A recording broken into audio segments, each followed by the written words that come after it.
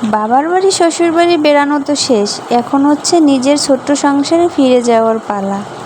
সব কিছু গুছিয়ে নিতেছি। এটা হচ্ছে যেদিন যাব তার আগের দিনের বিকালবেলা আর কি ভিডিও। তো যাওয়ার আগে সব কিছু গুছিয়ে নিতেছি। এবার হচ্ছে শ্বশুরবাড়িতে খুবই কমই থাকা হয়েছে, কিন্তু বাবার বাড়িতে একটু বেশিই থাকা হয়েছে। বাবাই তো সে মহা খুশি, কারণ সে যাবে বাসায়, বরিশালে যাবে, সে মহা খুশি। তার আর এখানে নাকি ভাল লাগে না, ওই বরিশালে আসার জন্য খুবই পাগল হয়ে গেছিলো। আর আমার তো মনটা খারাপ হয়ে গেছে যে আসতে হবে, অনেক দিন ছিলাম, আসতে হবে, এই কারণে আমার মনটা খুবই খারাপ হয়ে গেছে। একদমই আসতে মন চাইতেছিল না। আসলে আমরা মেয়েরা যতবারই বাবার বাড়ি যাই না কেন, বিয়ের পরে আসতেই মন চায় না। যাওয়ার সময় যেন মনে হয় যেন কী যেন ফেলে রেখে এসেছি, এরকম একটা কিছু।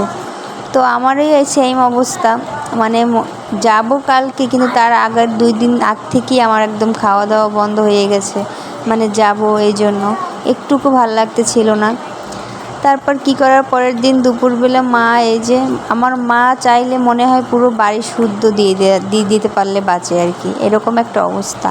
মানে বস্তা বস্তা ভরে ভরে তার কি মেয়ে কি ভালো খায়, জামাই কি ভালো খায়, নাতি কি ভালো খায়, এইগুলো সে দিয়ে দিচ্ছে।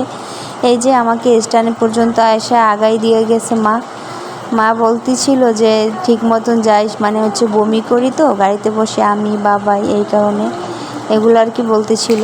তো বলে মা চলে গেল, আর আমারও গাড়ি ছেড়ে দিয়েছে।